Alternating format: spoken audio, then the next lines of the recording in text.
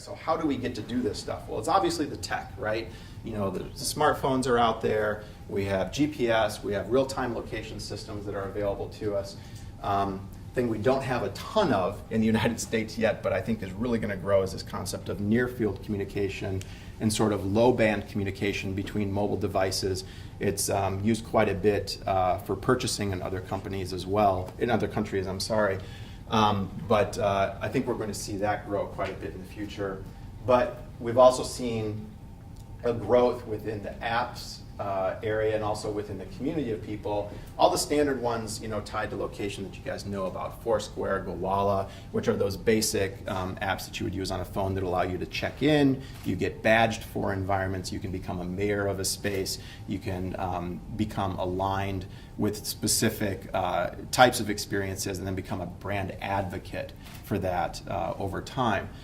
Yelp obviously has an element, Facebook Places, and there's also Glimpse, which I feel is like stalker.com. If you guys have ever seen Glimpse, Glimpse actually shows a route for all of your places that you've visited, and you can publicize that, which to me is terrifying. But also, if you think about the recent press with what happened with Apple, as you may have read, that Apple has actually been tracking all the location data from the first GPS phone that was out there. Much like Google, they said they've anonymized that content and they're sort of shipping it back because they're looking at trending data. But you know, it is a little scary to think about, to know that that stuff's being translated back to the mothership. Other things like trending servers on Twitter, looking at aggregations of data patterns from groups, how they're moving from not only physical locations, but topics. And then finally, the purchasing power that's happened through aggregation, ideas like Groupon, and then there's a variety of shopping applications that you could find out there as well.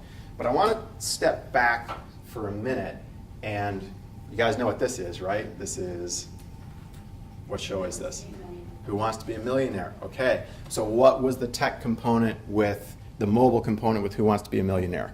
You guys remember? It was phone in, and there was also, the contestants could phone, but you as an audience member could text in a vote, right? AOL was the first company that did major sponsorship. You could also use an AOL Messenger application as well to send your vote information in. So this was way back. This is like 2001. It's old school, okay? Way back. Okay, old school is new school though. Because remember when Chad talked about, or actually President Glasser talked about mobile phone deployment. Where's the most growth in mobile phone deployment? It's not in the United States. The biggest growth areas are actually in Africa and India. China is also the big one. And if you look at those networks, those are not networks that are smartphone aware. They are networks that are mainly, you know, they're not full spectrum. And text messaging is still the predominant form of communication that you're going to find between these mobile devices. And texting really hasn't gone away, and I don't think it's going anywhere in the short term. So I wanted to bring up a couple of quick case studies for events that we've produced within the department. This is some video evidencing a game show that was created for a gala event. And the lighting in here is a little rough, but there were about 1,000 people in an auditorium, and they were sitting in the round, and we had 4 projectors that were projecting towards the front of the screen, and we actually allowed people to post up their messages and text up their memories about Bradley. This was software that we actually wrote from scratch, and then interstitials would come up. This is Lee Wenger, who's actually a local personality, and we created this Bradley College Bowl. We allowed people to register for each quadrant of the room, so there became 4 teams. Each team was facing a different direction. And we actually wrote the software where they would register and their table would light up as a registered participant. And one of the things this is the first time we had ever done something like this, and actually was never tested. Software we had written, we had tested, we just didn't know what the interaction was going to be. And it turned out, and you can sort of see the people getting up and the guy's like throwing his towel around and getting excited. that the level of participation was extremely high. Like the completion of the vote cycle was near 100% for the event. And the narrative of the experience, the combination of the media element and then having the ability to see their scoring and the response came up, gave that experiential aspect. And then we would say, okay, the blue team won, and then the blue team would get up and cheer. Now, there was an open bar, so I don't know if that had anything to do with it. But as any producer knows, whatever you have to do to get a response, you will do. And we had lighting cues that went along with that. And this was done almost 4 years ago. And it was done with homebrew technology, and it was actually coded by students. They had put it together. It was a great experience, but it sort of tripped off in my mind. Began thinking, okay, what other things can we really be doing with the technology? How can we create more experiences with mobile devices where you're not really wanting to kick people out, but you want them to opt in? So the next show that we worked on was something called the Oresteia. Oresteia was one of the original Greek tragedies that was written by Aeschylus. And like most Greek tragedies, it's tragic. But we modernized the story, and we had a modern student chorus. So there were members of the student audience that would get up and relate about current issues that they were facing. And throughout this, we were publishing text messages to people that had additional content and story plot lines about the show. And we were also collecting their responses to those questions and broadcasting them on the stage throughout the experience. And so, this was within a theater, which most people would consider sort of a temple. Lights go down, phones go off, eyes go forward, sit quiet, and listen. This was definitely an experiment in a social mashup. And we had quite a bit of good response to this, but we had to really encourage people to do it. We didn't have an open bar. It might be a trend here. Because I don't believe it was because of the experience. I believe it was because of that social contract idea. It was so different for them to think about, oh my gosh, should I really be doing this? Because after they registered their phones, 5 minutes into the first act, they're getting messages sent to them every 3 to 4 minutes. And they're like, should I be looking at the phone? Should I be looking at the stage? And we had choreographed all this. So it wasn't like we were diverting them unneededly from the things that were happening, but we really had to sort of educate them to say, it's okay. Open the phone, look at your message. And so as I moved through this process and developing, I realized, okay, I sort of shot from the hip. It was like, cool idea, let's make the show, let's see what happens.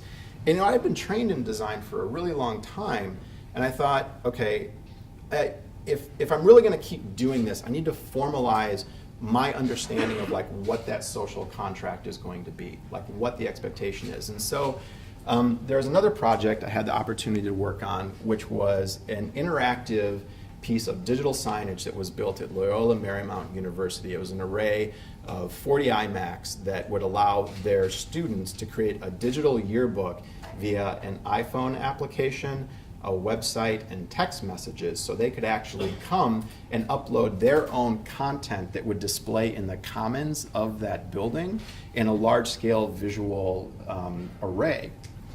But before we started, I sort of went from doing, okay, we got one night we got to fill, and we were moderating things at the gala. We were watching it to make sure that no one was, putting up text that was offensive, or during the play as well. And with this, it was like, oh my gosh, I have thousands of university students, and it was absolutely terrifying to consider what could possibly be put up there.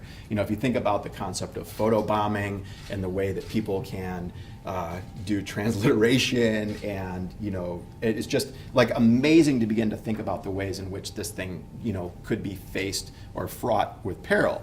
So we began to think about, okay, what are the use cases for the people when they come in? A visitor, a student, an admin, and sort of what are their goals, what are their tasks, and what are the scenarios. And so when I've been developing these things over the past 3 or 4 years, this is a pretty common grid that I would start with, because I want to get an idea again of what is the social contract, what is the expectation, what is the set of rules that are going around, that are built around the relationship. So this was an initial visualization of the system.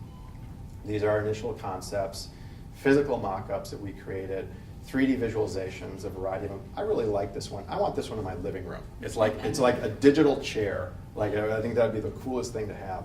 I keep trying to get the dean to buy one for out front, but no luck yet. So then we started doing some visualizations and looking at how it was going to fit into the space, the renderings, and then this is actually how it was built. And again, this is a little hard to see, but what you're going to check is this is actually an earlier rendering of all of these nodes of data. So people were uploading content, tagging it, and then this grid is actually moderated through a Drupal interface. So an administrator for the system can go through the different modes of use and can actually control it by just going out with an iPad, because there's a calendar application that runs, there's a photo pool that runs, and then there's like a special event pool that runs. And this was a pretty unique combination of sort of having, and this is a public space, anyone can get to it.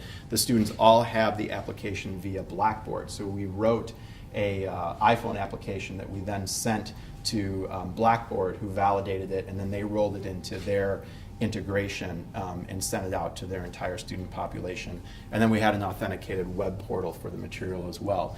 So this was really challenging because it was like, okay, an expanded audience, an expanded group of folks to look at, moderating tons of nodes. You know, we're moderating between, on average, 500 to 750 new nodes a day in the database, and it's sort of having to make sure that that stuff is cool and it's working and it's refreshing. And then also the visualization part, which was done by another faculty member that I work with, Matt Nelson, in a system called Open Frameworks. So, and here you can see a quick example of the actual image pool application. This is there's Dan Pfeiffer, who's actually talking. He was the lead developer on this. This is not a native C# application. This was done using CSS and HTML5 and rolled out using PhoneGap. We actually have some PhoneGap tools that are going to be given away today. So if you're interested in sort of just getting started in iPhone development, this is a great way to start. If you have HTML skills within your organization, you just really need to get a developer's license through Apple to deploy within your group. So over time, the hope is that this corpus of information will grow and will continue to expand, and then there'll be a sort of a digital time capsule to be made for the students, and they can take that away on the year. So here's one part of it. The last event that we actually produced was an interactive rock show, which brought together performances by theater students acting as rock stars. This rock show shows that they can become one thing. Performances we get to do tonight are larger than life. The people, the icons that we get to show, and then you incorporate the media, and it makes it even bigger and crazier. And it's an opportunity for us to be scared out of our comfort zones, but get to do it. And throughout this experience, students were text messaging and voting on rock stars, and the students also built a rather unique mobile application that ran on iPads, which was a joint sequencer. So what they did was they built an iPad that had a bass track, a drum track, a lead track, a synth track that was kept in time by a master clock. The students then could drag a variety of media clips together to create a soundtrack, and then that soundtrack actually was sent out to a tap revolution game where you would see the beats actually come down, and as the different users would tap in time with the music, it controlled a set of intelligent lighting. So it actually changed. If you see all these lights in the background, it was sending out what's known as a DMX command to the lights. And now, just to give you context, this was all done by students. Absolutely amazing. So the reason I bring it up is, I sort of get to toot their horn because I get to play a part in that, but to also say, again, this technology is here, and this is not sort of like rocket science type of stuff. It is definitely available in the marketplace. It's all, it's predominantly open source, and there are a lot of opportunities for you to roll this into your organizations and scaffold it up really quickly.